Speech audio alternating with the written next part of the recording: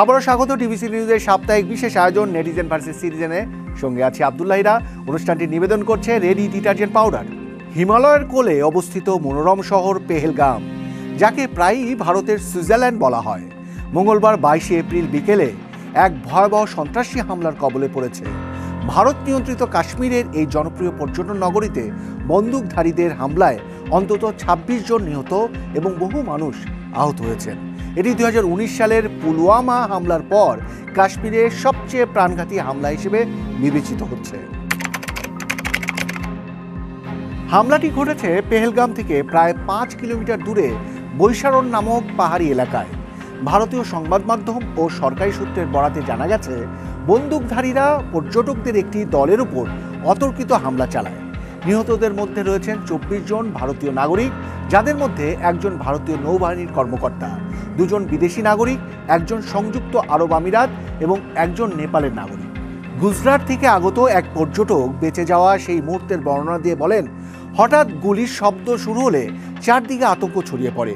মানুষ দৌড়াতে শুরু করে, কান্না আর চিৎকারে পরিস্থিতি ভয়াবহ হয়ে ওঠে। বার্তা সংস্থা রয়টার্সের খবর অনুযায়ী কাশ্মীর রেজিস্ট্যান্স নামে একটি সশস্ত্র গোষ্ঠী সামাজিক যোগাযোগ মাধ্যমে এই হামলার দায় স্বীকার করেছে। তবে এই দাবির সত্যতা স্বাধীনভাবে যাচাই করা সম্ভব হয়নি। কারা এই কাশ্মীর রেজিস্ট্যান্স নামে যে সশস্ত্র গোষ্ঠীর উল্লেখ করা হয়েছে, তাদের পরিচয় সম্পর্কে নির্দিষ্ট এবং যাচাইকৃত তথ্য সীমিত। বার্তা সংস্থা রয়টার্সের প্রতিবেদন অনুযায়ী এই গোষ্ঠী সামাজিক যোগাযোগ মাধ্যমে পেহেলগামে 22 এপ্রিল 2025-এ সংঘটিত হামলার দায় স্বীকার করেছে। তবে রয়টার্স উল্লেখ করেছে যে এই দাবির সত্যতা স্বাধীনভাবে যাচাই করা সম্ভব হয়নি। কাশ্মীরে 1990-এর দশক থেকে ভারতের শাসনের বিরুদ্ধে বিভিন্ন সশস্ত্র গোষ্ঠী সক্রিয় রয়েছে, যারা স্বাধীনতা বা পাকিস্তানের সঙ্গে একীভূত হওয়ার দাবি জানায়। এই গোষ্ঠীগুলোর মধ্যে উল্লেখযোগ্য হল হিজবুল মুজাহিদিন, কাশ্মীরের অন্যতম বৃহৎ বিদ্রোহী গোষ্ঠী, যারা সশস্ত্র সংগ্রামের মাধ্যমে কাশ্মীরকে ভারত থেকে বিচ্ছিন্ন করতে চায়। লস্করে তৈয়বা পাকিস্তান ভিত্তিক এই গোষ্ঠী কাশ্মীরে বিভিন্ন হামলার সঙ্গে জড়িত বলে অভিযোগ রয়েছে। জৈশ-ই-মোহাম্মদ 2019 সালে পুলওয়ামা হামলার জন্য এই গোষ্ঠীকে দায়ী করা হয়। দ্য রেজিস্ট্যান্স ফ্রন্ট TRF সাম্প্রতিক বছরগুলোতে এই গোষ্ঠী কাশ্মীরে সক্রিয় হয়েছে এবং ভারতীয় নিরাপত্তা বাহিনীর উপর হামলা চালিয়েছে। কিছু প্রতিবেদনে বলা হয় এটি লস্কর-ই-তৈয়বার একটি সহযোগী গোষ্ঠী হিসেবে কাজ করে। তবে এই সন্ত্রাসী গোষ্ঠীর সম্পর্কে বেশি কিছুই জানা যায় না। ভারতের প্রধানমন্ত্রী নরেন্দ্র মোদী হামলার তীব্র নিন্দা জানিয়ে হামলাকারীদের বিচারের আওতায় আনার অঙ্গীকার করেছেন। হামলার খবর পাওয়ার পর মোদী তার সৌদি আরব সফর সংক্ষিপ্ত করে মঙ্গলবার রাতেই দেশে ফিরে আসেন। এদিকে ভারতের স্বরাষ্ট্রমন্ত্রী অমিত শাহ শ্রীনগরে পৌঁছে নিরাপত্তা পরিস্থিতি পর্যালোচনার জন্য উচ্চ পর্যায়ের বৈঠক করেছেন। জম্মু ও কাশ্মীরের লেফটেন্যান্ট গভর্নর মনোজ সিনহা জানিয়েছেন, পেহেলগাম এলাকায় সেনাবাহিনী ও পুলিশ সদস্যদের মোতায়েন করা হয়েছে। হামলাকারীদের খুঁজে বের করতে ব্যাপক তল্লাশি অভিযান চলছে। কাশ্মীরের নিরাপত্তা পরিস্থিতি নিয়ে হামলার পর পেহেলগাম ও আশপাশের এলাকায় নিরাপত্তা জোরদার করা হয়েছে। পুলিশ চেকপোস্টে যানবাহন তল্লাশি করছে এবং সেনাবাহিনী পুরো এলাকা ঘিরে রেখেছে। সামাজিক মাধ্যমে ছড়িয়ে পড়া ভিডিও ফুটেজে দেখা গেছে, ঘটনাস্থলে মানুষের মৃতদেহ পড়ে আছে এবং স্থানীয়রা সাহায্যের জন্য কান্নাকাটি করছে। যদিও এই ফুটেজের সত্যতা স্বাধীনভাবে যাচাই করা সম্ভব হয়নি। কাশ্মীর দীর্ঘদিন ধরে ভারত ও পাকিস্তানের মধ্যে বিতর্কিত অঞ্চল। 1947 সালে ব্রিটিশ শাসন থেকে স্বাধীনতার পর এই অঞ্চল বিভক্ত হয়। ভারত ও পাকিস্তান উভয়ই পুরো কাশ্মীরের উপর দাবি করে, যার জেরে দুই দেশ দুটি পূর্ণাঙ্গ যুদ্ধ ও একটি সীমিত সংঘাতে জড়িয়েছে। 1990-এর দশক থেকে কাশ্মীরে সশস্ত্র গোষ্ঠীগুলো ভারতের শাসনের বিরুদ্ধে তৎপরতা চালিয়ে আসছে, যাতে বহু বেসামরিক মানুষ ও নিরাপত্তা বাহিনীর সদস্য নিহত হয়েছেন। 2019 সালে ভারত সরকার কাশ্মীরের আংশিক স্বায়ত্তশাসন বাতিল করে, যা এই অঞ্চলে উত্তেজনা আরও বাড়িয়ে দেয়। বর্তমানে প্রায় 5 লাখ ভারতীয় সেনা কাশ্মীরে মোতায়েন রয়েছে। ভারত ও পাকিস্তানের মধ্যে দীর্ঘদিন ধরে কাশ্মীর ইস্যুতে উত্তেজনা এবং একে অপরের উপর দায় চাপানোর প্রবণতা চলে আসছে। পেহেলগামে 22 এপ্রিল 2025-এ সংঘটিত সন্ত্রাসী হামলার পর এই প্রবণতা আরও প্রকট হয়েছে। ভারতীয় কর্তৃপক্ষ এবং মিডিয়া প্রায়ই কাশ্মীরে সংঘটিত সন্ত্রাসী হামলার জন্য পাকিস্তান ভিত্তিক সশস্ত্র গোষ্ঠীগুলোকে দায়ী করে। পেহেলগাম হামলার ক্ষেত্রে ভারতীয় সংবাদ মাধ্যম এবং সরকারি সূত্র দাবি করেছে যে কাশ্মীর রেজিস্ট্যান্স নামে গোষ্ঠী যারা এই হামলার দায় স্বীকার করেছে তারা পাকিস্তান সমর্থিত লস্কর-ই তৈয়বার সঙ্গে যুক্ত হতে পারে। হামলার পর ভারত দ্রুত পাকিস্তানের বিরুদ্ধে কঠোর পদক্ষেপ গ্রহণ করেছে, যার মধ্যে রয়েছে দুই দেশের মধ্যে প্রধান সীমান্ত ক্রসিং বন্ধ করা, 1960 সালের সিন্ধু নদী পানি বন্টন চুক্তি স্থগিত করা, পাকিস্তানি কূটনীতিকদের বহিষ্কার, ভারতের প্রধানমন্ত্রী নরেন্দ্র মোদী এবং অন্যান্য কর্মকর্তারা পাকিস্তানকে সন্ত্রাসবাদের পৃষ্ঠপোষক হিসেবে অভিযুক্ত করেছেন, যা আগেও বিভিন্ন সময়ে তারা বলে এসেছেন। ভারতের বক্তব্য হলো পাকিস্তান কাশ্মীরে বিদ্রোহী গোষ্ঠীগুলোকে অর্থ, অস্ত্র এবং প্রশিক্ষণ দিয়ে অস্থিতিশীলতা সৃষ্টি করছে। পাকিস্তান পেহেলগাম হামলার সঙ্গে তাদের কোনো সম্পৃক্ততা অস্বীকার করেছে এবং ভারতের অভিযোগকে বেসলেস বা ভিত্তিহীন বলে প্রত্যাখ্যান করেছে। পাকিস্তানের দৃষ্টিকোণ থেকে ভারত তাদের অভ্যন্তরীণ ব্যর্থতা এবং কাশ্মীরে স্থানীয় জনগণের অসন্তোষকে ঢাকতে পাকিস্তানের উপর দায় চাপাচ্ছে। পাকিস্তানি কর্মকর্তারা দাবি করেছেন যে কাশ্মীরে সহিংসতা ভারতের নিজস্ব নীতি এবং কাশ্মীরি জনগণের ওপর দমন পীড়নের ফল। তারা ভারতকে অভিযুক্ত করেছে কাশ্মীরিদের স্বাধীনতার আকাঙ্ক্ষাকে দমন করার জন্য। পাকিস্তানের একটি রাজনৈতিক দলের অফিসিয়াল এক্স হ্যান্ডেল থেকে দাবি করা হয়েছে যে ভারত যদি পাকিস্তানের বিরুদ্ধে কোনো ফলস ফ্ল্যাগ অপারেশন চালায় তবে তার দাঁত ভাঙা জবাব দেওয়া হবে। পেহেলগামের এই হামলা কাশ্মীরের নিরাপত্তা পরিস্থিতি নিয়ে নতুন করে উদ্বেগ তৈরি করেছে। ভারত সরকার হামলাকারীদের বিরুদ্ধে কঠোর পদক্ষেপের ঘোষণা দিয়েছে এবং আন্তর্জাতিক সম্প্রদায় সন্ত্রাসবাদের বিরুদ্ধে ভারতের পাশে থাকার প্রতিশ্রুতি দিয়েছে। এই ঘটনা কাশ্মীরের চলমান সংঘাতের জটিলতা এবং শান্তি প্রতিষ্ঠার চ্যালেঞ্জকে আরও স্পষ্ট করে তুলেছে। দর্শক, আজকে আলোচনার বিষয় ভারতের কাশ্মীর খ্যাত পেহেলগামে জঙ্গি হামলা। এ বিষয়ে আলোচনা করতে নেটিজেন হিসেবে যুক্ত হয়েছেন সাবেক রাষ্ট্রদূত এম শফিউল্লাহ এবং সিটিজেন হিসেবে আছেন জাহাঙ্গীরনগর বিশ্ববিদ্যালয়ের আন্তর্জাতিক সম্পর্ক বিভাগের অধ্যাপক ডক্টর মোহাম্মদ আবদুল্লাহ এল কাফি। আমরা দুজনকেই স্বাগত জানাই আজকের আলোচনায়। আমরা শুরুতেই নেটিজেন হিসেবে যিনি আছেন এম শফিউল্লাহ, আপনার কাছ থেকে জানতে চাইব যে এই বিষয় নিয়ে নেট দুনিয়া থেকে আপনি কি তথ্যে আপডেট আছেন, আর আপনার পর্যবেক্ষণটা যদি বলতেন যে এই বিষয়টার আসলে কোন দিকে যাচ্ছে। মানে এই বিষয়টা তো ভয়াবহ একটা বিষয়, চরম একটা জঙ্গি হামলা, সেখানে হতাহত ঘটনা ঘটেছে, আপনি একটু যদি বলতেন। ধন্যবাদ। যদি ভারতের গণমাধ্যম দেখেন সেখানে দেখবেন যে এটা একটা যে টেররিস্ট অ্যাটাক এবং এটা ব্যাপকভাবে ভারতের প্রচার মাধ্যমে এটা বিভিন্ন অ্যাঙ্গেলে প্রচারিত হচ্ছে এবং তার মেইন দায়ী তারা মনে করে পাকিস্তান। কিন্তু বিশ্বের অন্যান্য পশ্চিমা বিশ্বের যে গণমাধ্যম সেখানে তারা বলছে, অনেকে বলছে বন্দুকধারীদের আক্রমণ পর্যটকদের উপর। কোথাও কোথাও বলা হয়েছে যে এটা অনেক পত্রিকা, বিশেষ লন্ডনের পত্রিকা বলা হয়েছে যেটা মিলিটারিদের অ্যাটাক অন টুরিস্ট।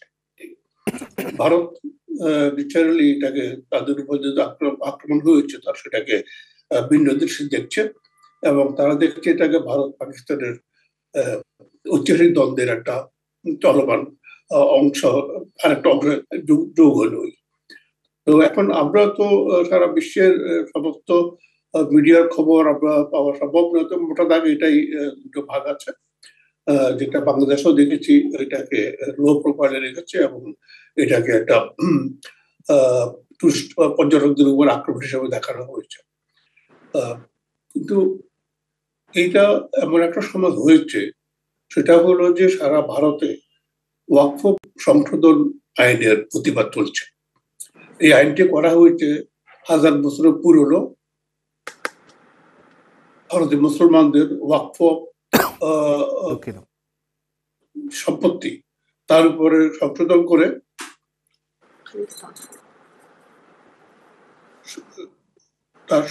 করে সেখানে হিন্দুদের ট্রাস্টি বোর্ডে সদস্য করার সুযোগ করে দেওয়া হয়েছে। এটা কিন্তু ধর্মীয় ব্যাপার, যেমন হিন্দুদের দেবত্ব সম্পত্তি আছে। এটার কোনো আপনি যোগসূত্র খুঁজে পান এম শফিউল্লাহ? হ্যাঁ, যথেষ্ট দোষত্ব আছে, যেহেতু সারা ভারতে তুমুল আন্দোলন চলছে এই সময়, এবং মুর্শিদাবাদের রায়টও হয়ে গেছে হিন্দু মুসলিম। সুতরাং এই পরিপ্রেক্ষিতে এখন এইটা কাশ্মীরে যে ইভেন্টটা হয়েছে, এটা কিন্তু সারা ভারতের দৃষ্টি এখন চলে আসছে কিন্তু কাশ্মীরের এই হিংসাত্মক আক্রমণের উপর। এখন পুরো ভারত জুড়ে এটি আলোচনা, এবং গণমাধ্যম এটাই, দেশে বিদেশে এটাই আলোচনার মুখ্য বিষয় এখন হয়েছে। মানে এই বিষয়টাকে এত সহজভাবে ব্যাখ্যা করার সুযোগ সম্ভবত নেই, এটাই বুঝাতে চেয়েছেন? মানে এই ঘটনার পেছনে কোনো কিছু থাকতে পারে? থাকতে পারে, যেহেতু আজকে যেখানে সারা ভারতের একটা হিংসাত্মক আন্দোলন চলছিল ওয়াকফ বিল সংশোধনের বাতিল করার জন্য, সারা সেটা এখন অন্য রূপ নিয়েছে ভারতের সরকার এবং মিডিয়ার মাধ্যমে, যে এটা এখন তারা এডিয়েই ধামাকা পড়ে গেছে। কিন্তু এখন এটাই ওকে, আমরা একটু আমাদের আরো একজন অতিথি আছেন জাহাঙ্গীরনগর বিশ্ববিদ্যালয়ের আন্তর্জাতিক সম্পর্ক বিভাগের অধ্যাপক মোহাম্মদ আব্দুল্লাহ আল কাফি। আপনার কাছে এই ধরনের প্রশ্নেরই উত্তর চেয়ে আপনি কি মনে করেন, যেটি এম শফিউল্লাহ বলছিলেন যে যখন নরেন্দ্র মোদী ভারতের প্রধানমন্ত্রী ঠিক সৌদি আরবের সফরে রয়েছেন, সেখানে মুসলিম বিশ্বের সঙ্গে সম্পর্ক উন্নয়নের চেষ্টা করছেন, ঠিক সেই সময় এই ধরনের একটা জঙ্গি হামলা বা এরকম একটা ঘটনা যেখানে ২৬ জন প্রাণ হারিয়েছে পর্যটক এরিয়া পেহেলগামে, মানে সেটার সঙ্গে আপনি একই রকম মত প্রকাশ করেন নাকি আপনার অন্য কোনো ব্যাখ্যা আছে? আসলে সর্বশেষ যে ঘটনা, আসলে নরেন্দ্র মোদী সৌদি আরব সফরে গিয়েছিলেন, কিন্তু ঘটনার পূর্বেই, ঘটনা ঘটার আগে গিয়েছিলেন, এবং ঘটনা ঘটার পরে কিন্তু উনি ওনার সফর সংক্ষিপ্ত করে চলে এসেছেন, এবং উনি বিমানবন্দরে এসে নেমেই উনি নিরাপত্তা পরিষদ নিয়ে বসেছেন। এবং এর যে ভয়াবহতা, লেটেস্ট নিউজ হলো, মানে সর্বশেষ হলো যে ভারত পাকিস্তানের নাগরিকদের ৭২ ঘন্টার মধ্যে দেশ ত্যাগ করতে নির্দেশ দিয়েছেন। সর্বশেষ ৭২ ঘন্টার মধ্যে যে কোনো পাকিস্তানি নাগরিককে ভারত ত্যাগ করতে হবে, এবং পাকিস্তানিদের ভিসা বন্ধ করে দিয়েছেন, সর্বশেষ নিউজ আমার জানা মতে। এবং যারা ভারতে অবস্থান করছে পাকিস্তানের রুগী, শুধু তাদের জন্যই মঙ্গলবার পর্যন্ত সময় বেঁধে দেওয়া হয়েছে। মঙ্গলবারের মধ্যে রুগীদেরকেও যেতে হবে। পক্ষান্তরে পাকিস্তান সর্বশেষ আমি যতটুকু জানি বলেছে, মানে সীমা স্থলপথ এবং আকাশপথ দুইটাই বন্ধ রাখা হবে, মানে কোনো এটা পাকিস্তানের লেটেস্ট। এবং পাকিস্তানের পররাষ্ট্রমন্ত্রী যে বাংলাদেশ আর কথা ছিল 2 দিনের জন্য, সেটাও বাতিল করা হয়েছে। কাজে এই মুহূর্তে কিন্তু আসলে ব্যাপারটা খুবই জটিল ধারণ করতেছে বলে আমি মনে করতেছি। মানে আমরা ফার্স্ট ওয়ার্ল্ড ওয়ার কি দেখছি, যে অস্ট্রিয়ার যুবরাজ ফার্ডিনান্ড হত্যা কেন্দ্র করে ফার্স্ট ওয়ার্ল্ড ওয়ার শুরু হয়ে গেছিল। সেকেন্ড ওয়ার্ল্ড কি দেখলাম, জার্মান হিটলার আক্রমণ করলো, পোল্যান্ড আক্রমণ করলো, তারপরে শুরু হয়ে গেল সেকেন্ড ওয়ার্ল্ড ওয়ার। কাজে কখন যে কোন ব্যাপারটা কি ঘটায় এটা আসলে বলা মুশকিল। মানে এইটা যদি একটু বড় করে চিন্তা করা যায়, মোহাম্মদ আব্দুল্লাহ আল কাফি, এটা কি এরকম মানে এত সহজে বা এই পর্যায়ে কি অনুমান করা যায় এটা একটা ব্যাপকতায় মানে যুদ্ধ পরিস্থিতি তৈরি হতে পারে, এরকম একটু অনুমান করা যায়? আসলে হইতে পারে, আসলে এর আগে 3 বার হয়েছে। আমরা জানি যে কাশ্মীর কেন্দ্র করে অলরেডি 1947 সালে যুদ্ধ হয়েছে, 48 সালে, 47 পরে স্বাধীন হওয়ার পরপরই 48 সালে হয়েছে আমরা জানি। 1965 কাশ্মীর কেন্দ্র করে হয়েছে, 71 হয়েছে। কাজেই এখন এই মুহূর্তে 2000 পরে আমার মতে, আমার জানার মধ্যে 26 জন নয় 28 জনের সম্ভবত মৃত্যু হয়েছে, আমি যতটুকু জানি 28 জন মৃত্যু হয়েছে, এবং সম্ভবত 24 জন ভারতীয়, 4 জন বোধহয় বিদেশি মনে হয়, সম্ভবত 28 জন। তাহলে এই ঘটনাটা এবং খুবই ভয়াবহ। এবং যে মুহূর্তে আমার শ্রদ্ধেয় বলেছেন উনি রাষ্ট্রদূত মহোদয়, যে ওয়াকফ যে মানে ইয়েদেরকে কেন্দ্র করে মুসলমান ওয়াকফ হিন্দুদেরকে মানে সহজ থাকতে পারবে, কিন্তু হাইকোর্ট কিন্তু এরা চমৎকার ব্যাখ্যা দিয়েছেন এবং বলেছেন যে যদি কোনো হিন্দু দেবত্ব এরিয়া যদি কোনো মুসলমান রাখা হয়, এটাকে আপনারা মানবেন? এটা কিন্তু হাইকোর্টে গিয়েছে, মানে সেই ব্যাখ্যাটাই সবচেয়ে গ্রহণযোগ্য মনে হয়েছে। ইয়েস, আমি একমত আপনার সঙ্গে। এবং হাইকোর্টের বিচারপতি মহোদয়গণ যে ব্যাখ্যাটা দিয়েছেন, আমি কিন্তু খুবই সন্তুষ্ট। চমৎকার ব্যাখ্যা দিয়েছেন যে হিন্দুত্ব দেবত্বের মুসলমান থাকলে কি আপনারা সেটা মানবেন কিনা। তাহলে আমরা একটু এই প্রসঙ্গে আসি। আব্দুল্লাহ আল কাফি, আপনি এই প্রসঙ্গে যদি পেহেলগামের ঘটনাটাকে যদি আরেকটু অন্য দিকে নিয়ে যাই, ধরুন যুদ্ধ, আমরা আশা করি না এই অঞ্চলে যুদ্ধ বাধুক, থেমে যাবে, কিন্তু যুদ্ধর পরিস্থিতি তৈরি হলে আসলে ভারত কাদেরকে মিত্র হিসেবে পাবে, পাকিস্তান কাদেরকে মিত্র হিসেবে পাবে? আসলে দেখেন, এই মুহূর্তে তো ইন্টারন্যাশনাল পলিটিক্সটা ভারতের সঙ্গে তো মানে ট্রাম্পের বন্ধুত্ব আছে, আপনারা এটা আমরা সকলে তার মানে জানি, আমেরিকাকে পাচ্ছে ভারত, পাচ্ছে। এবং রাশিয়াও কিন্তু পক্ষান্তরে ভারতের পক্ষেই অবস্থান। ব্যবসায়ী সম্পর্ক তৈরি হয়েছে। এবং পুতিন তো আসলে মানে ইন্ডিয়ার মিত্র আগের থেকে আছে, সম্পর্ক নষ্ট হয় নাই। ওই যে মানে পুরাতন বন্ধু, সরি, বাদ দিয়ে কিন্তু নতুন বন্ধু না করে, বন্ধু রেখে কিন্তু ওনারা নতুন বন্ধু তৈরি করেছেন ভারত সরকার। মানে আমরা জোর জানি। তবে চায়নাকে হয়তো পাকিস্তান পাবে এই মুহূর্তে, আমার মনে হয় পাওয়াটা স্বাভাবিক। কারণ এই মুহূর্তে চায়নাকে পাবে। কিন্তু আমরা একটা আশার বাণী শুনেছিলাম আজ সকাল পেপারে, যে আজকে দেখলাম যে মার্কিন যুক্তরাষ্ট্রের সঙ্গে চায়নার যে বাণিজ্য যুদ্ধ, সেটা একটা মানে বন্ধ হওয়ার মানে ভালো একটা পর্যায়ে আসছিল, যে ট্রাম্প বলেছেন যে আমরা ওনারা ওই ট্যাক্সটা আবার করবেন, কমিয়ে দিবেন। ভালো একটা আশার বাণী শুনেছিলাম। সেই মুহূর্তে মানে যে মুহূর্তে বিশ্ব একটা মানে হাত দিয়ে রক্ষা পেয়েছিল, সেই মুহূর্তে এই ঘটনাটা আসলে আসলে এখন পৃথিবীতে যে কোনো একটা যে ঘটনা ঘটলে সেটার মানে সারা বিশ্বকে বহন করতে হয়। সাবেক রাষ্ট্রদূত, আপনি একটু আমাদের এই প্রশ্নের বা কৌতূহলের জবাব দিবেন যে যদি কোনো কারণে এই ধরনের পরিস্থিতি আরো উত্তেজিত হয়, সেই জায়গায় বাংলাদেশ আসলে যে কোনো মানে হত্যা চেষ্টা বা হত্যার হামলা ঘটনা নিন্দা জানাবে, বাংলাদেশ যে কোনো দেশই জানাবে, কিন্তু আসলে কার পক্ষ নিবে? দেখুন, এটা হাইপোথেটিক্যাল কোশ্চেন। আপনাকে আমি আগে বলি যে এটা পাকিস্তান, ভারত কিন্তু 5টা পদক্ষেপ নিয়েছে পাকিস্তানের বিরুদ্ধে। সবচেয়ে গুরুত্বপূর্ণ যেটা, সিন্ধু নদের পানি বন্টন চুক্তি তারা স্থগিত করেছে। এটা কিন্তু 60 বছরের পুরনো চুক্তি। 1960 সালে সেপ্টেম্বর মাসে চুক্তি হয় এবং এই চুক্তি মধ্যস্থতা করে ওয়ার্ল্ড ব্যাংক। সুতরাং এটা একটা সিম্বলিক ব্যাপার বাংলাদেশের জন্য। যদি বাংলাদেশের সাথে ভারতের সম্পর্ক আরো অধপতন, ভারত খারাপের দিকে যায়, হয়তো দেখা যাবে যে আমাদের যে ফারাক্কা ব্যারেজ দিয়ে যে আমাদের গঙ্গা চুক্তি হয়েছে, যেটা 2026 সালে এটা মেয়াদ উত্তীর্ণ হবে, তার আগে দুই পক্ষ এটাকে একটা বসে আলাপ করে এটাকে পুনরায় সামনে দিয়ে নিয়ে যাবে, আরো হয়তো 30 বছর 20 বছরের জন্য।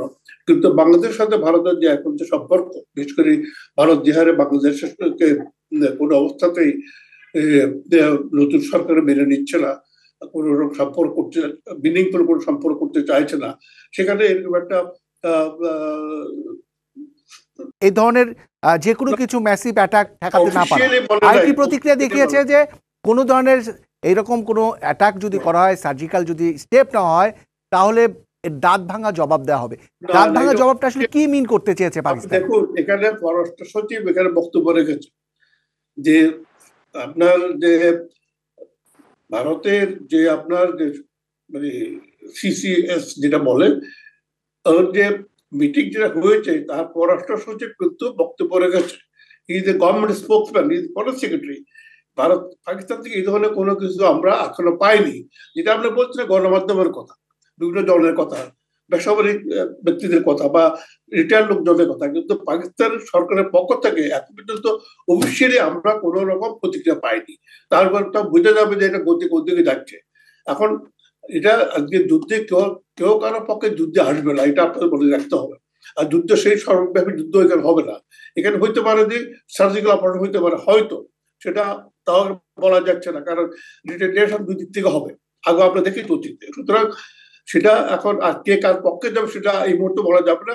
আজকে যুদ্ধ কেউ চায় না, যুদ্ধ হইতেও দিবে না হয়তো, সব দুই দিক থেকে আমরা তো সেই রকম কিছু আসলে আশা করি। হবে না, সার্জিক্যাল অপারেশন হইতে পারে, কিন্তু সেটা দেখা যাবে যে পাকিস্তানের রিয়াকশনটা কি আসে তার উপর নির্ভর করবে। মোহাম্মদ আব্দুল্লাহ কাপি, আপনার কাছে জানতে চাই যে এই ধরনের থমথমে পরিস্থিতিতে দুই দেশের সাধারণ মানুষের আসলে কি ধরনের উত্তেজনা বা কি ধরনের রিয়াকশন তৈরি হয়? মানে আপনি যদি আপনার বিগত সময়ের অভিজ্ঞতা দিয়ে যদি বলতেন, ভারত পাকিস্তানের এই ধরনের থমথমে পরিস্থিতিতে তাদের সাধারণ নাগরিকদের কি হবে? মানে আসলে খুবই স্বাভাবিক, দুই পক্ষে দুই রাষ্ট্রেরই জনগণের মধ্যে একটা আতঙ্ক কাজ করবে স্বাভাবিকভাবেই।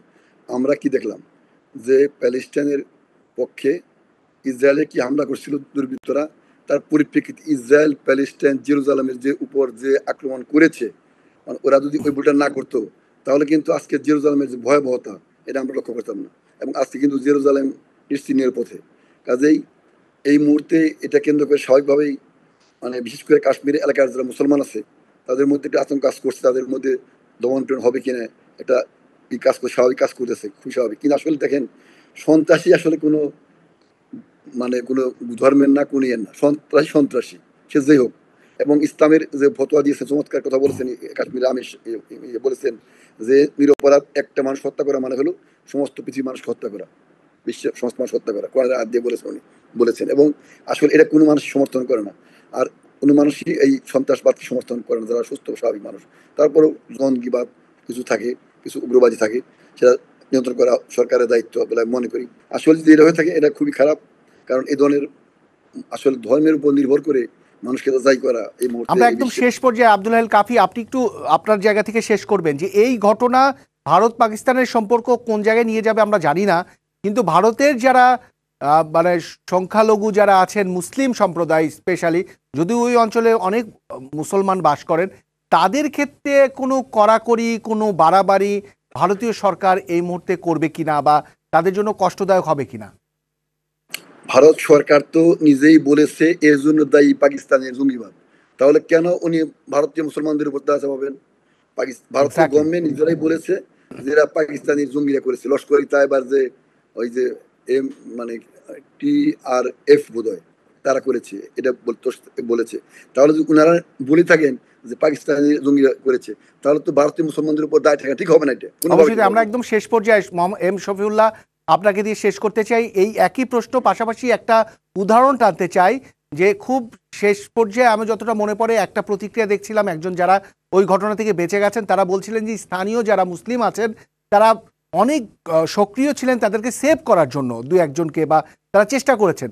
এই যে ধর্মের ব্যাপার না, পুরা ভারতকে ভারতীয় হয়ে সেভ করার চেষ্টা, এটা কি ভারতের সরকারের এই মানে জঙ্গির প্রতিবাদে যে কোনো উদ্যোগ বা যে কোনো অ্যাটাক মানে সেটা কি স্থানীয় মুসলিমকে আঘাত করবে না এরকম মনে করা যায়? এখন আপনি যেটা বললেন যে ডিকারা করে হত্যা করেছে, কিন্তু এটা সম্পূর্ণ অবাস্তব কথা।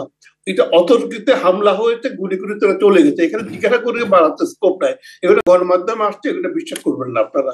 2 নম্বর যেটা বললেন, দেখেন মানুষ মানুষ মানুষ বিপদের সময় মানুষ এখন সাহায্য করে, এখানে ধর্ম বর্ণের ব্যাপারটা আসে না।